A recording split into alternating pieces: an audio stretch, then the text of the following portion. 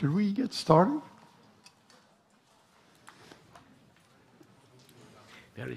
Carl, there is usually 5-minute policy, so 4 minutes left now. I'll give a couple more minutes. Yeah. I just want everybody to know this is the microphone. And if we get to discussion and we have time for it, I'm supposed to throw it. So it sounds like it may be a good idea to get to discussion questions from the audience because it sounds like it might be fun.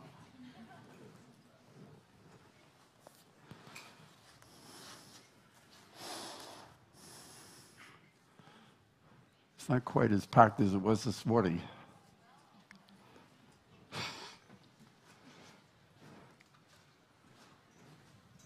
Well, I've got a few introductory comments to make anyway, and I think if you get going, people come in from the outside, so let's get started. I'm Carl Gershman. I used to be at the NED. This is the concluding session of today's agenda. And I think everyone will agree that it's been for those who've been here for the whole day, it's been a very, very intense day. I mean, it seems like 3 weeks ago that I attended a breakfast session on the Indo-Pacific, and there was other sessions going on at that time on Latin America or in Africa. We had the really wonderful opening session with Presidents Maya Sandu and Petra Pavel. Sessions I was part of a session on Iran. There were sessions on Ukraine, Burma, China, Russia, sharp power, and all sorts of other really critical issues. And I think this has been a remarkable conference. And not only the substance of what we talked about, but also the people that have been brought together. It's something we need to think about as to how to take advantage and how to build this. And the subject of this session is Resisting Autocracy, Inc. It's a term that Anne Applebaum created. It's already become an international term, and she hasn't published her book yet. She just gave a couple of lectures on it within the last year. But already people are talking about it because it's an existing phenomenon of the cooperation of all the autocratic countries. And the question is, how do you fight it? That's what we're talking about today. How do you resist it? And you can say that everything we did today and everything that I assume everybody in this room does is part of resisting Autocracy, Inc., because it's become a threat to democracy and everything that we believe in. And Forum 2000 is a response to Autocracy, Inc., it's World Movement for Democracy, and other things that we're all a part of.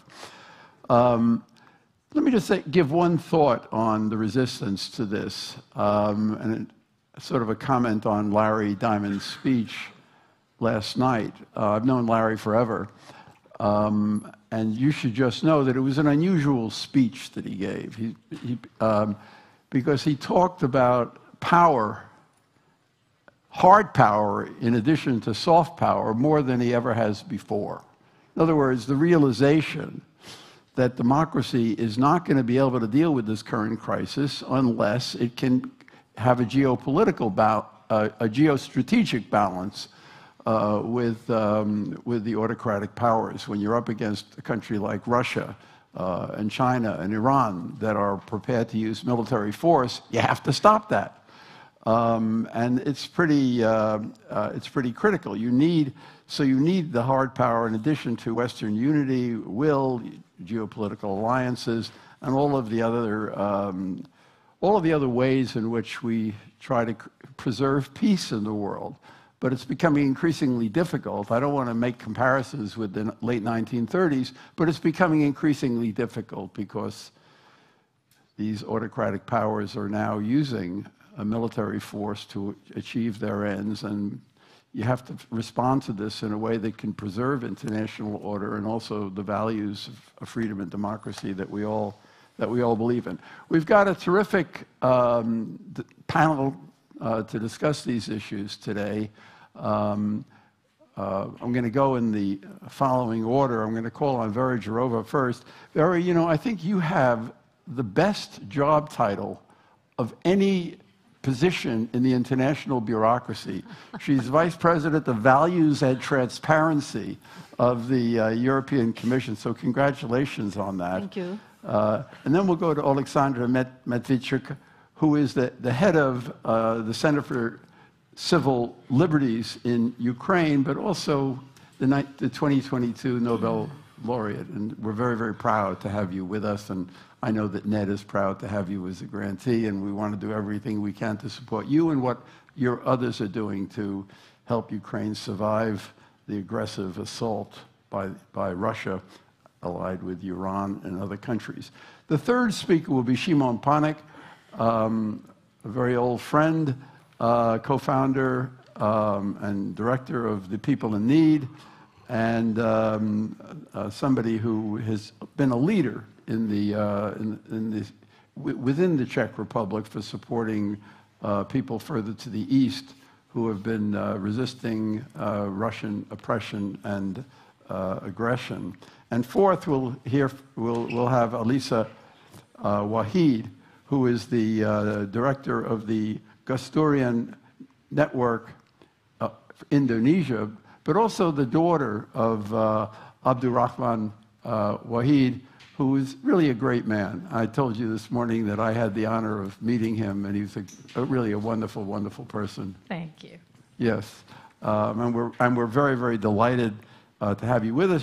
She's also the first female co-chair of the Nahdlatul Ulama, which is a Muslim organization with 50 million members, the largest in the world. So that'll be great. I sent around a few questions to the panelists a week ago, and we'll focus on that. But you can, as you respond, you can go into whatever you want to. And the first, in terms of thinking about how to resist Autocracy, Inc., has to do with the battle of ideas. And I posed a question, which is that the main argument that the CCP, the Beijing regime, makes is that it is it has power.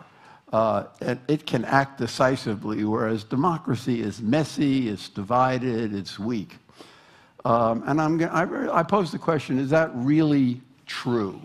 If we think about these highly centralized countries and unaccountable power, is it not a guarantee for low-quality decision-making and often catastrophic often catastrophic results, such as the results for Russia of Putin's invasion of Ukraine, which didn't go through any democratic process before Putin decided to launch the aggression, or China's disastrous policy on COVID, zero COVID, leading to no policy at all, and 2 million deaths and 800 million people getting COVID, and a real alienation in China. So autocracy doesn't look very good today, but still, they're making that argument that it's stronger than democracy. What do you think about that? The fact that they are making this argument doesn't mean that it's true. I was in China, 3 weeks ago, and I didn't have a feeling that the society lives very happy life. You called it unaccountable power.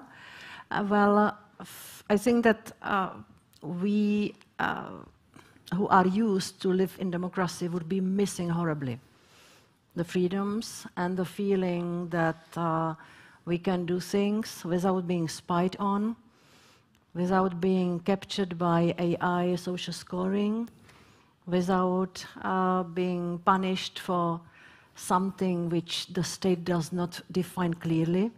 Because one of the things I was discussing with the Chinese authorities was unclear law, which the European businesses are confronted with. They asked me, could you please convince the Chinese authorities to interpret and clarify what they mean by the law on cybersecurity? And I tried to, and I realized that their law could turn against anybody at any moment. It is just dependent on how the authority will need to act and who they will need to suppress. So absolutely, the answer is no. The autocratic system cannot deliver better life for people. We saw it in COVID time. I remember the vaccines coming, or was it vaccine or no? The masks coming in big boxes to this country, and there were signs like "From China with love," and with the masks, it was a clear import of the message. Our system works much better. After giving us the disease, they gave us the masks. Well, the cure must always... Sorry about that. The cure must always Lab be leak. better than the disease. But no, it was a stress test. It was the moment when our democracies were under big test.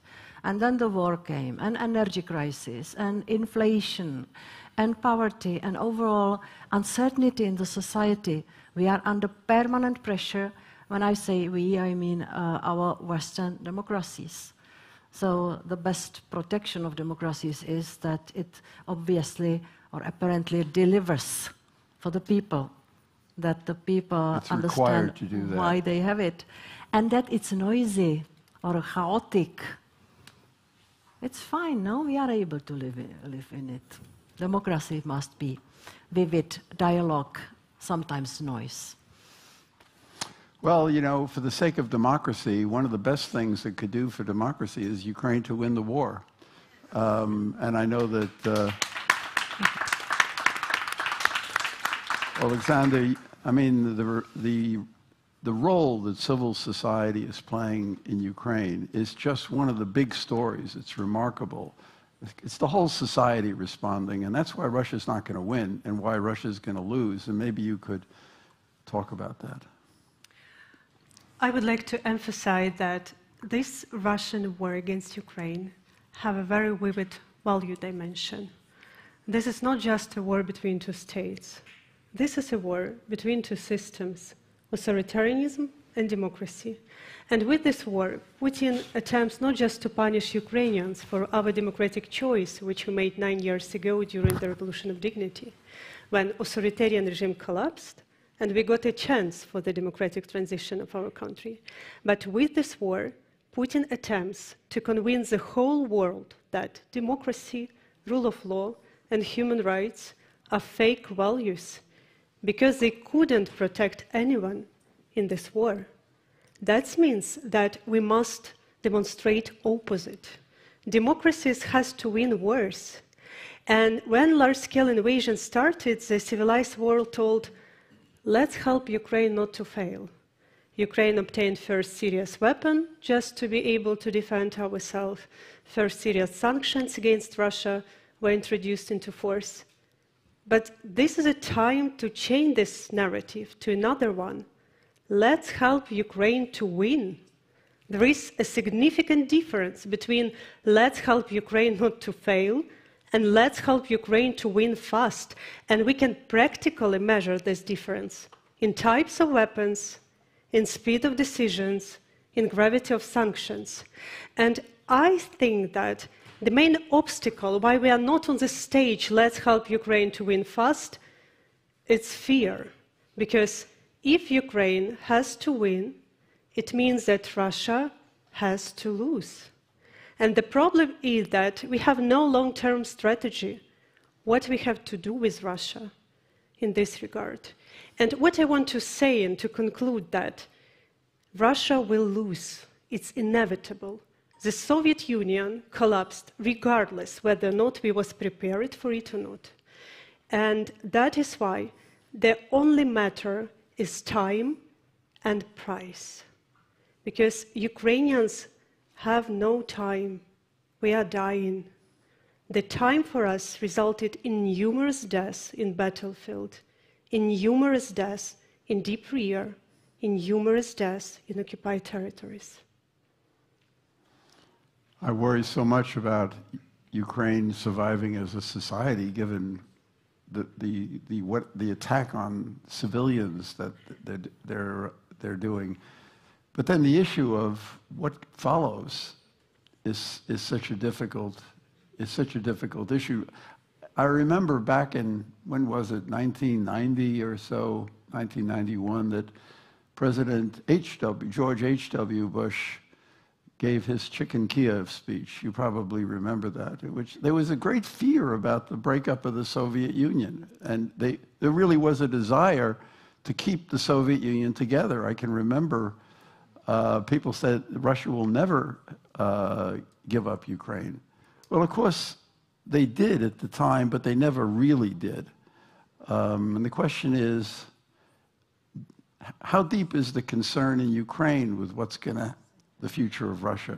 Is there anything that can be done to somehow have a better Russia that emerges from this war? Ukrainian civil society prepared the Sustainable Peace Manifesto. It's our vision of the long-term strategy towards Russia, because let's help Ukraine to win fast, it's a short-term strategy. And we have to find an answer, what we will be doing with the country with 100 million people and nuclear weapon.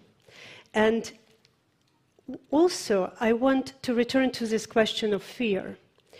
And if we speak about fear, let's speak about alternative. Because what Russia also wants to convince us, that a country with a strong military potential and nuclear weapon can break international order, can dictate its rules of the game to entire international community, and even forcibly change the internationally recognized borders. And if Russia succeeds, it will encourage other authoritarian leaders in the world to do the same.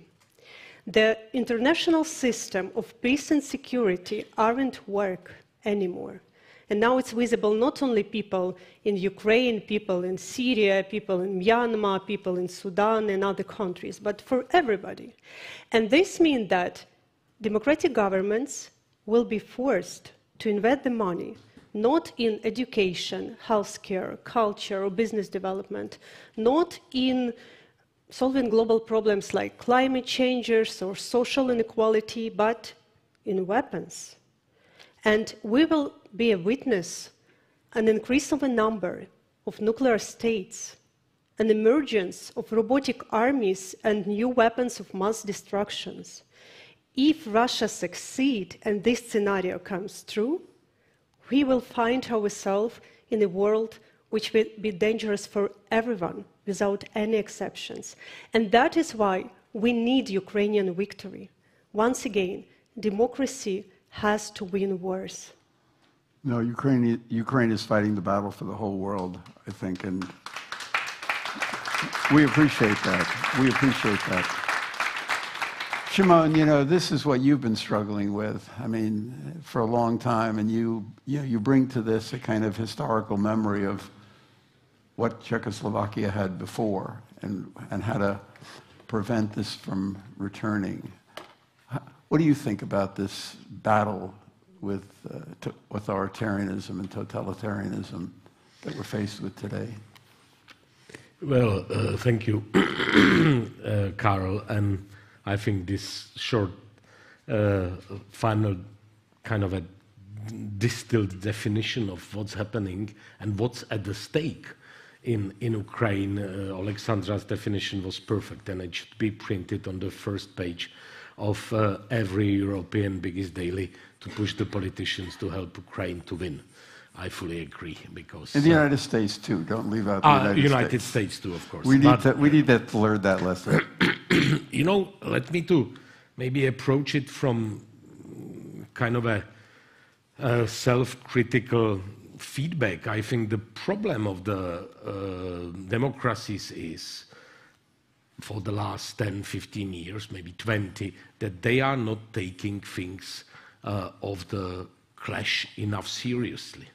They always hope that there is a possibility to set up a fair, more or less partnership, friendly relation with Putin or with Xi Jinping or with others, that behaving like a, someone coming from Germany or even from US offering sincere economic ties and a fair partnership, that it's taken from the other side in the same way. But that's false assumption. And we can see it now. Putin started to have this appetite already 10, 15 years ago when he tried first steps in Georgia, of course, then Syria. It's not just Ukraine. Of course, Ukraine is 10 times or 100 times bigger than anything else, but he got feeling that the West is weak, unoriented, that it doesn't take the thing seriously, that it won't be able to take an action. And he was partially right, because until last year, the West was basically not able to take the action. West was watching, China increasing a huge influence, including a big military bases and other things. Russia getting back on international military geopolitics scene by helping Bashar Assad to basically stop his defeat and deploying a huge military force in Syria. And the West was just watching, Why? Because I think until now we got a wake-up call, excuse me that I'm using it because it's a very tragic wake-up call, which cost already 100,000 lives. But for the first time since the end of the communism, I have the feeling that the Western politicians really understand what does it mean to face the dictators and authoritarians. We were calling from Central Europe often, just to remember so-called letter of 150 intellectuals from Central Eastern Europe, which was sent to Obama, basically saying, sir, there is no way how to build a friendship with Putin. Be careful. And exactly what Havel and Michnik and all others and were afraid, exactly that happened. So I think it's basically about not taking it seriously or not being ready to invest enough in terms to build enough strong armies, be enough strict, be strong. Plus, let's be honest, in Europe, last 20, 30 years were difficult. The accession and broadening of Europe and the troublemakers from Central Eastern Europe not really improved the drive and decision-making ability. Plus, the Southern and Western Europe, for them, the Russia was very distant, So they were hoping that the things will somehow go as business as usual.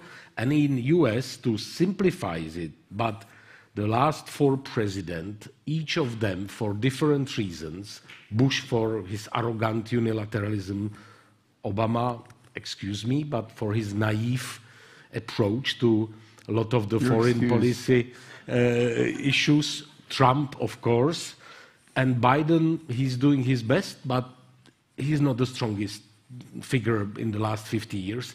So both Europe and US basically lost some of the leverage, and the dictators, it's like in Lord of the Rings when the Mordor started to be stronger.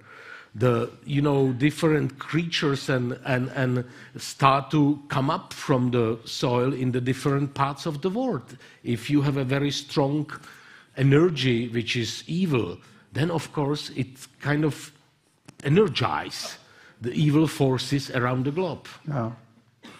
Lisa. I'm a big fan of Frodo, of course. So. You're part of this conversation now. It's been basically a transatlantic conversation so far. And the question is, what has to be done for the Global South and the transatlantic community to get on the same page on these issues that are central to the future of democracy in the world? Yeah, let me start with a reflection, Carl. So let also take the opportunity to thank Forum 2000. I was here in 1997. You were? With yes, your father? I was assisting my father. He was legally blind. He was Yeah. invited as a scholar and also the leader of the That's wonderful. democracy movement in Indonesia, opposing the military regime of President Suharto at that time in 1997. And it was the atmosphere of the meeting was, somewhat an optimistic one, because we have the president de Klerk at that time with the fall down of apartheid. And then we also have Chancellor Helmut Schmidt, who, in his time, it was the breaking of the Berlin Wall. There were also Dalai Lama, of course, and President Prince Hassan bin Talal, and then also Simon Peres. And out of that conversation, actually, President Wahid co-initiated the Simon Peres Peace Foundation of the Palestinian and Israeli people.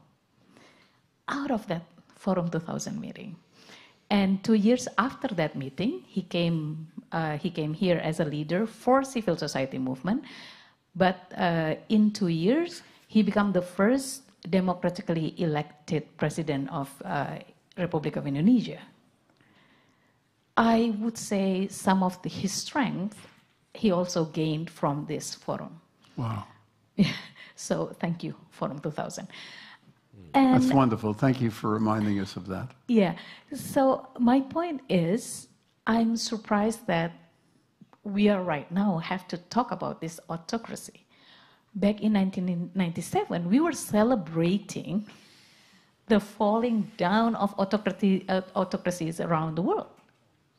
Now, we are talking about the challenge of them gaining strength and momentum. Even in Indonesia, which has become one of the more successful story of democratization, we are seeing declining quality of democracy. And also in the South, the global South countries, we are seeing that. So it's from our experience, at least in Southeast Asia, in Myanmar, in Philippines, in Indonesia, we are facing what we call hijacked democracy. These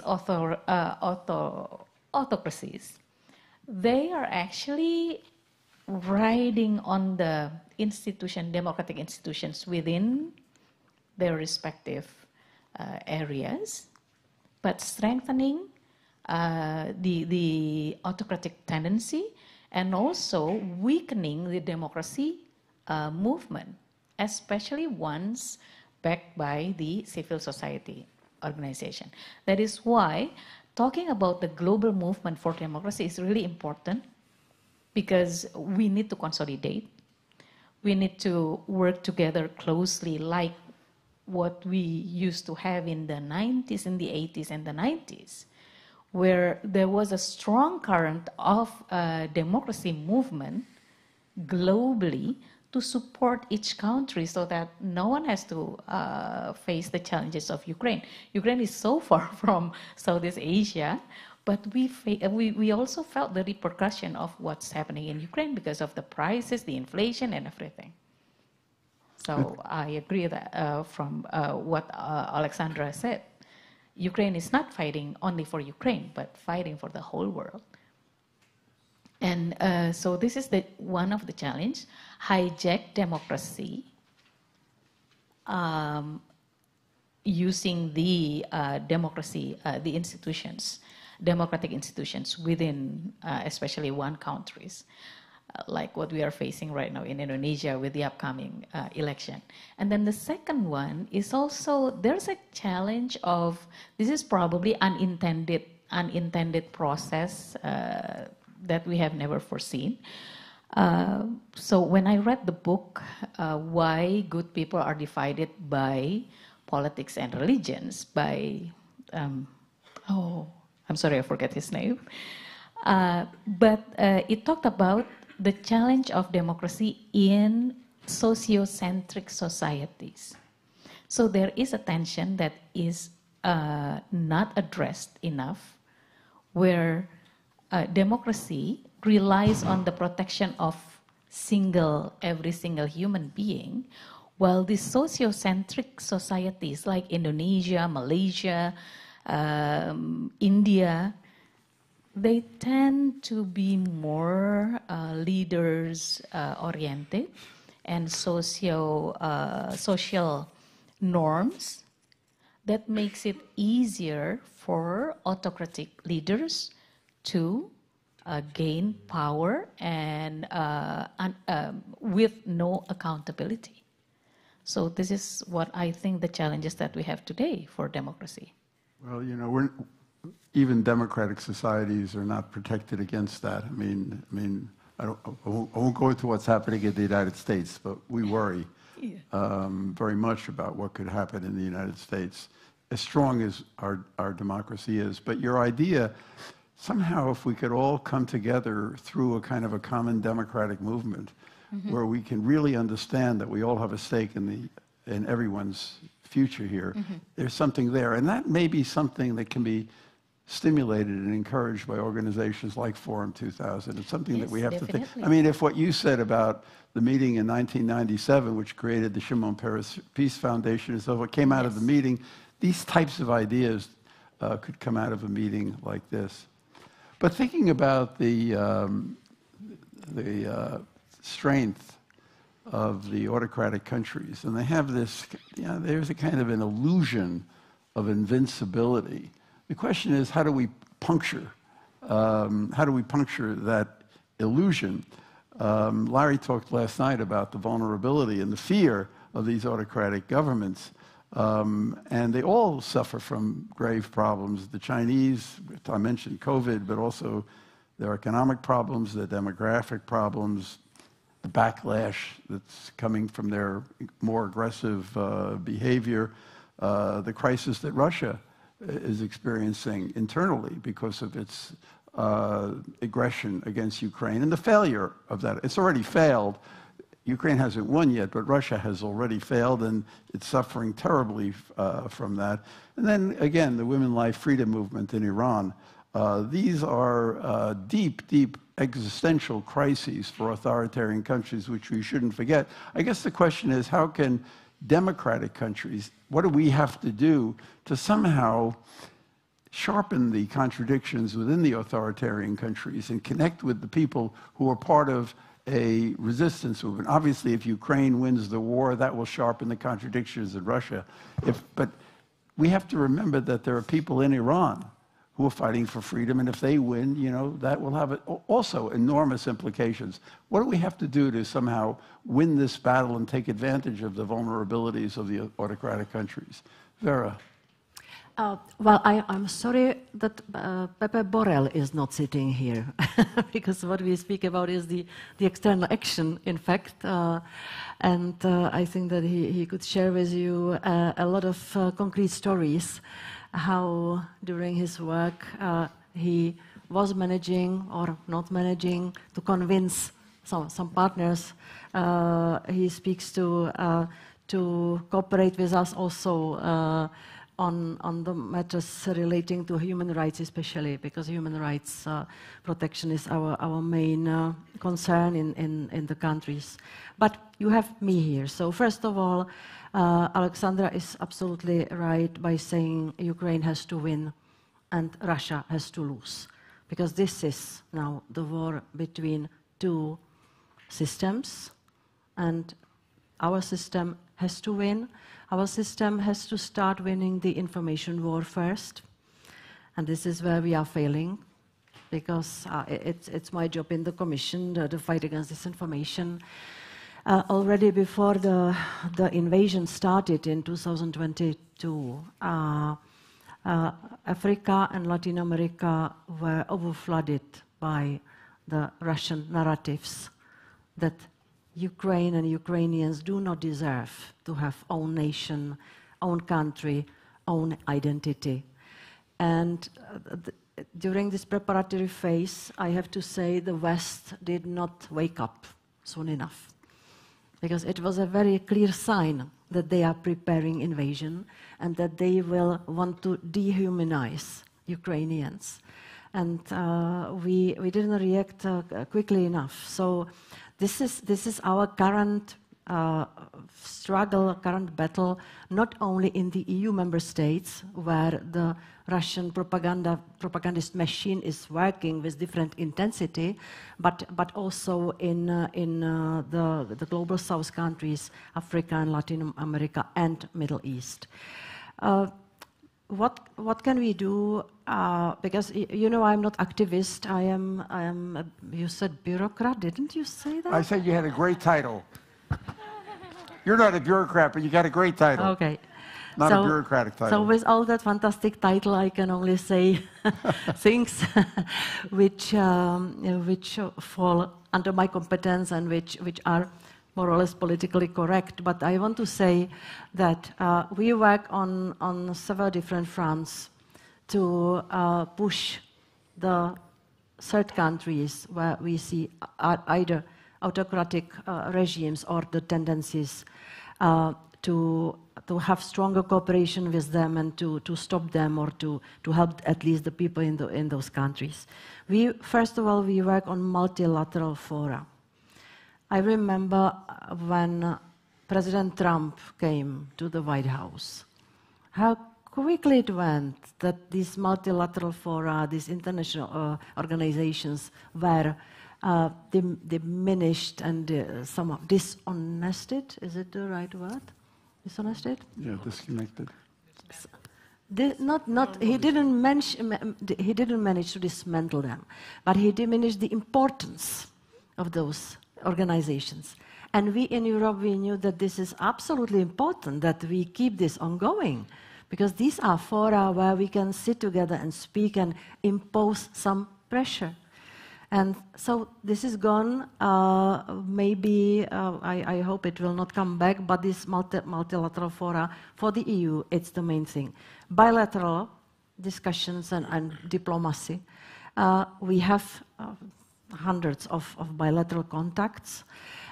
With Africa, what we hear recently from the States and also from African Union as such, that our development aid, our funding is too uneasy, that we want too much, that we dare to insist that if we send the money to a country, we want to see elementary justice system work, and we don't want to see any oppression of people and human rights. Indeed, it's uneasy money, but we have to insist that we have to continue being demanding. At the same time, China is investing in the same countries without any conditions. It's easy money with short return of the profits, and there will be continuing discussion in the EU how to do these things to support and to claim and to receive some results. I don't want to say that we can pay for everything, but the development aid and humanitarian aid, it's part of our tool. It's part of our toolbox. And last thing, I think that this is not only the autocrats sitting in the governments and palaces. It's also the digital big companies which took over the power. And this is what we started in the EU, to rebalance the power, to impose a responsibility on them. We believe that the US might follow. There are also already signs that they might take the same approach as the EU. We want to convince other partners within G7. We are working in G20 to convince them that there should be some rules for the parallel digital world, where it seems to be that jungle is allowed, hate speech against minorities is possible, inciting of violence against concrete people, concrete minorities. I think that this is very important, this rebalancing of power. When I came to the Commission in 2014, I started the discussion with the managers of big tech And I had that feeling from them that they grabbed too much power and they want to give us something back. So we are taking it back in Europe, but it's not only. It cannot be only for the EU to act vis-à-vis the big tech, which should have more responsibility. And I think that this is the space where we also could. This space could be used for positive influence on the countries where the autocratic tendencies are seen. Alexandra, you know, Ukraine, it represents a kind of a moral example to the world. I think it was inspiring when it fought back and it resisted, but it really began before that. Because I can remember during the Euromaidan revolution of 2013 and 2014, it was an example, we talked about it, it was an example of moral responsibility, that people were acting with a sense of moral responsibility at a time when that was not common. And I guess the question that I have for you is, how can Ukraine, being what it is, and given the struggle that it is a part of, how can it influence the moral development of other countries and the world through its example? I think that it's a time to take responsibility. I live in Kiev, and my native city, like thousands of other Ukrainian cities, are constantly being shelled, not by Russian rockets, but also Iranian drones. And this shows how stronger authoritarian regimes cooperate and support each other, which means that people from different countries who are fighting for freedom and democracy have supported each other more stronger. And we all work with fires. Our world become more and more turbulent, which means that we will face with more and more fires in different parts of the globe. So it's time to change this wrong wiring. It's time to take responsibility, to joint efforts, and to start a cardinal reform of international system of peace and security. It's not working. They don't provide protection against authoritarianism and against wars. This system was built in past century by victorious states and provide for some states unreasonable privileges. And that is why we have a situation when a UN Security Council member can start the war of aggression, commit horrible atrocities against civilians, and nobody can stop it. And that's part of the problem of the UN system. It's a permanent member with a veto. It's a horror. I see no demand to start a cardinal reform of international system of peace and security. It's about our future in which we and our children will live in. It's about future of each people, regardless where they are. And what we have instead, I recently heard the proposals of the President of the United States of America. He told that we have to start a reform of Security Council, which means that we have to increase the number of states from this club of privileged. It's not reform. We need a cardinal reform of international system of peace and security, which has to be based not on GDP or size of the country, but on human rights and freedom. And Zelensky has been obviously a very, very important voice for that reform because Russia has this veto and the UN can't act. So, okay, and I take what you said before as a kind of a Ukrainian statement of solidarity with the women life freedom movement in Iran. If you want to stop those drones, the women life freedom movement in Iran also has to win. Shimon, I mean, Havel was always had a, even in the 90s when everything seemed like it was going so well, he was always deeply worried about the Western complacency, Western affluence, the world's somehow loss of a sense of the transcendental, that everything was just getting operational and material and so forth. these are much, much deeper problems. And the Czech Republic somehow also can project this message in the same way that Havel created Forum 2000, and here we are in Prague trying to project the message to the world. And I guess my question is, how can we do that better? How can we really make this into a center which can help influence and reshape the values that are in the world today? Tough, I know, I'm sorry. Well, to be honest, I think we as the Czechs can do very little in some moments. I think there was a moment last year when the Czechs were among first 2-3 countries which sent the first train with weapons to Kiev instead of just having speeches, and Prime Minister was together with his ID, the two people who basically organized the first high political visit to Kiev very quickly after the beginning of the war.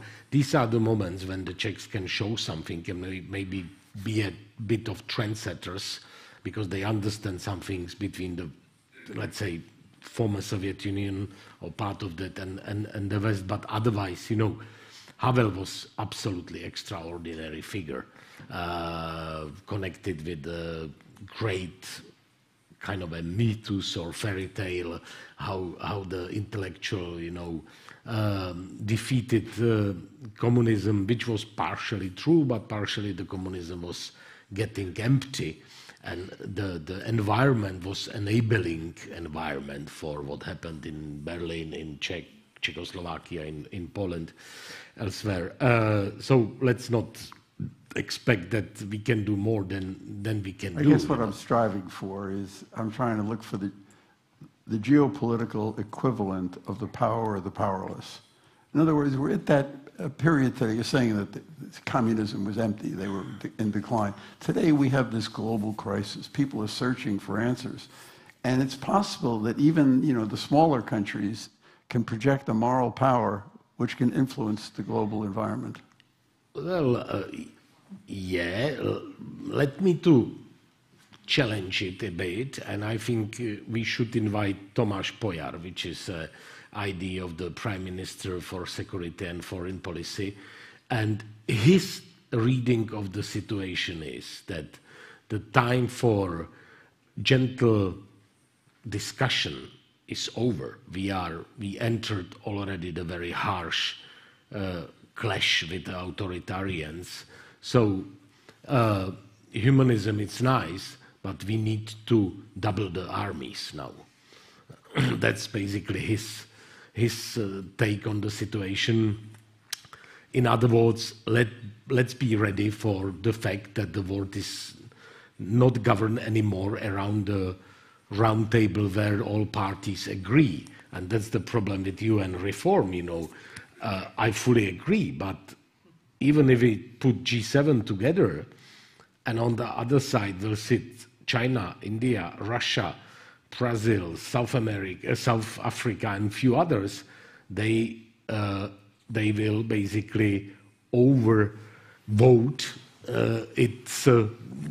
Despite how well it will be created. We are in the world which is about the, you know, confrontation, and I think Tomáš would be better in that because he's very pragmatic, very pragmatic. I am still idealist, so it's difficult for me to say, you know, let's double the armies, because that's the answer to the authoritarians. If they will see that we are enough strong, they will behave differently.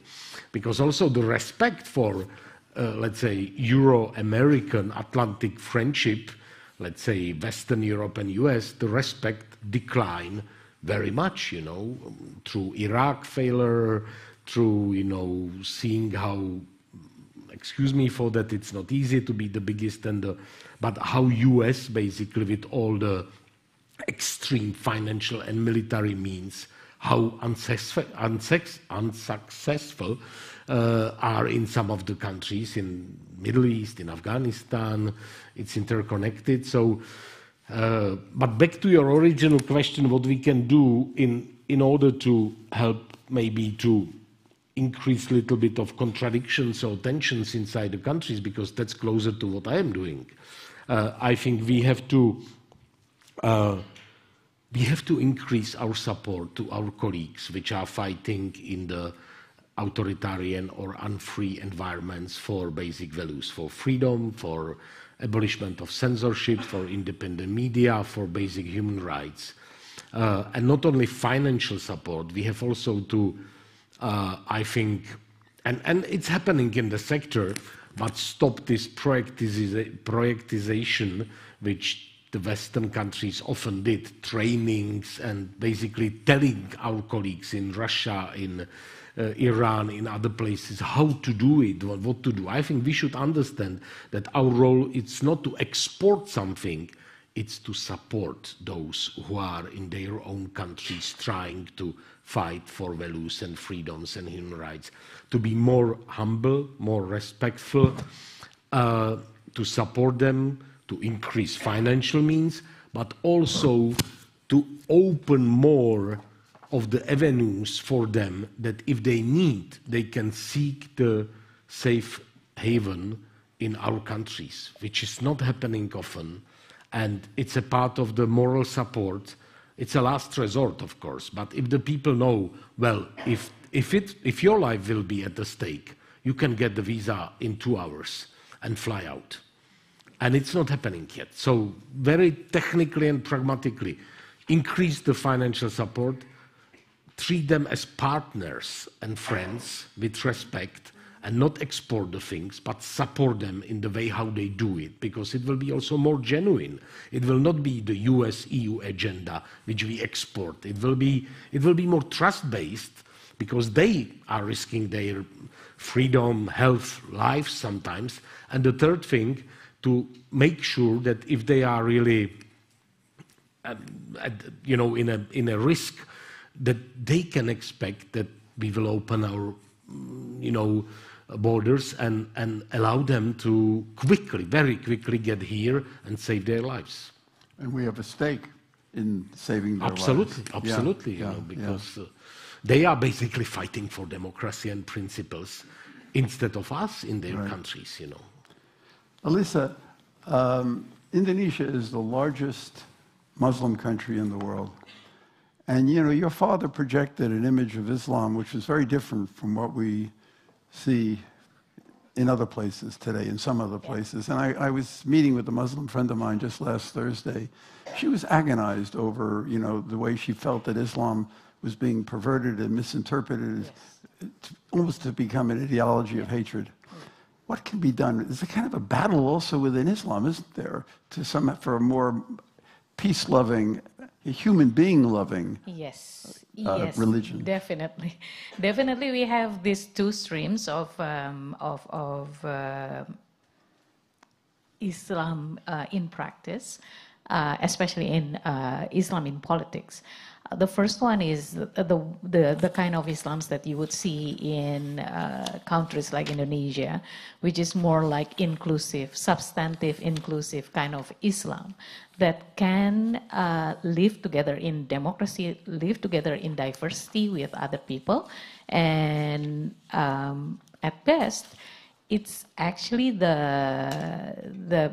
in Indonesia, we call the Muslims as the backbone of the Republic of Indonesia. Because the Muslims in Indonesia believe in my father used to coin this term, we need friendly Muslims, not angry Muslims, like that. So that's the first stream, the first paradigm. The other one is actually more in autocracies, is the exclusive, legal, formalistic kind of politics of Islam. And this is also a challenge because right now we have no countries that is really, I would say, pure in ideology, especially in theology. This you cannot see a place where you only have the Muslims without any other people of different religions. Or if you go to Myanmar, in Myanmar they say that all Myanmars, all the people, all the Burmese are Buddhist. That's not true. Or even in India right now, where they have this citizenship that actually put the Muslims aside in the mainstream constitution.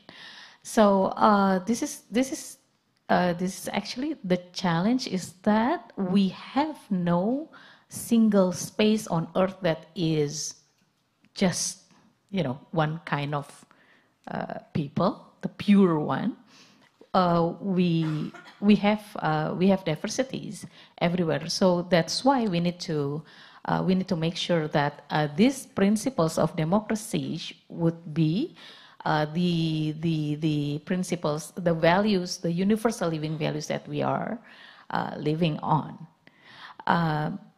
That is one challenge within the Muslim societies itself. Look at what's happening in Afghanistan, for example, where what is happening in Afghanistan, of course, would reflect to other Muslims in other countries. People would see the kind of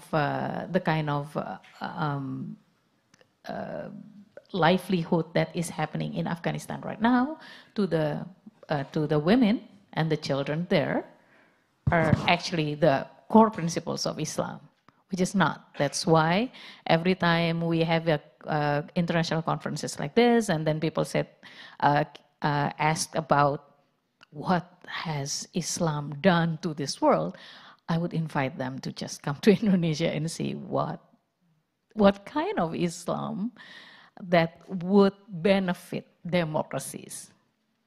Is there any discussion in Indonesia over trying to project a different vision? Yes, we have right now, the government of Indonesia is currently implementing the religious moderation program. I'm involved in that.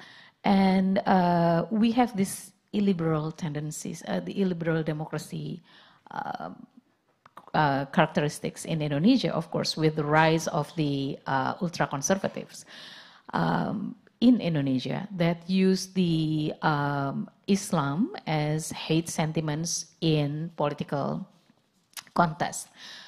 But the Indonesian moderates, which is still strong, come forward and ask for the government to develop a comprehensive strategy in religious moderation program.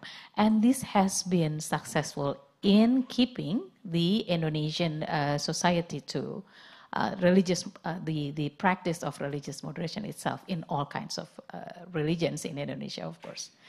But Carl, can I follow up on please, go ahead. Simon's response? I would like to share a story about Myanmar and ASEAN. This would be a more positive, optimistic story. You know, this year we have the ASEAN Summit, and Myanmar was supposed to take the leadership of ASEAN the next term from Indonesia, but because of the situation in Myanmar, the military coup and the ongoing disastrous political situations in Myanmar, these leaders in ASEAN decided to forgo Myanmar. This is not like a sanction, but it is still a sanction, right? So the leadership would go to Philippines, and that is because of the autocracy in Myanmar. And I think if we can have the conversation, we talk about the UN, we talk about the multilateralism. If we can focus on the principles of democracy and strengthening that, and also strengthening again the civil society movement and the global movement of democracy, I think we can push for that, like what's happening in ASEAN. Well, that's wonderful. You know, and one of my hopes that could grow out of a meeting like this is that this institution, what it brings together, can somehow play a stronger global role. It's not out of the question. And I was asked, you know, in conclusion, to somehow tell you what's going to happen tomorrow and, you know, in the period immediately ahead.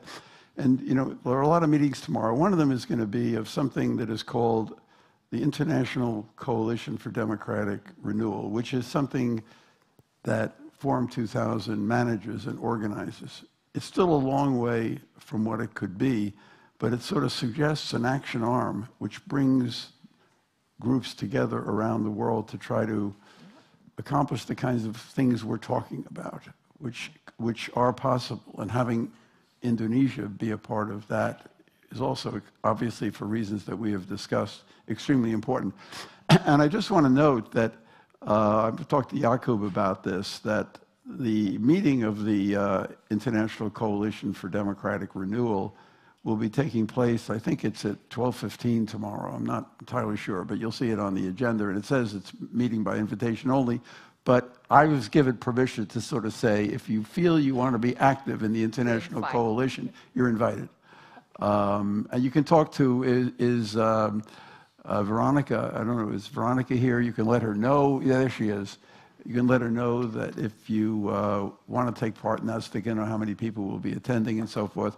But I think that we need to think together about how to build the various instruments that we have to fight this battle, because obviously it's not just a military battle. This is going to be a battle of ideas, of values, of information.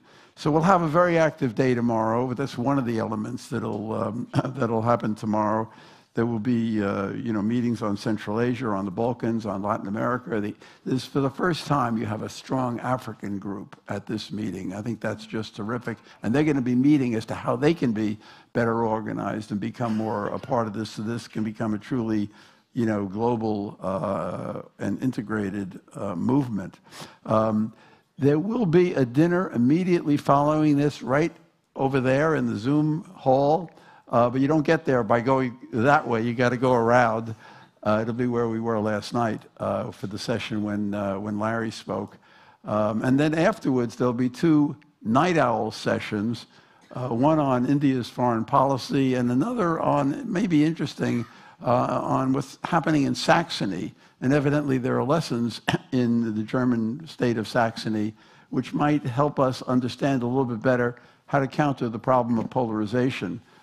Which I, as an American, am very worried about, and I think it's a problem in other countries. And I was going to mention that, but it's one of the things that make us today potentially what Bob Gates, in an article in Foreign Affairs, calls a dysfunctional superpower, which could be very, very dangerous for the entire world. So we have all these problems to think about. But I want to thank you all for being such a terrific panel. And I think today's session, was just extremely successful. And I want to let, on behalf of all of us, I want to thank Jakub Klepal, Veronica, Marketa, Martin, and all the other people that are part of Forum 2000 for thanking them for pulling this together. We have another day tomorrow, but thank you I think this has been the best of the meetings that I've attended, and we have to think about how to help them build this for the future. Thank you.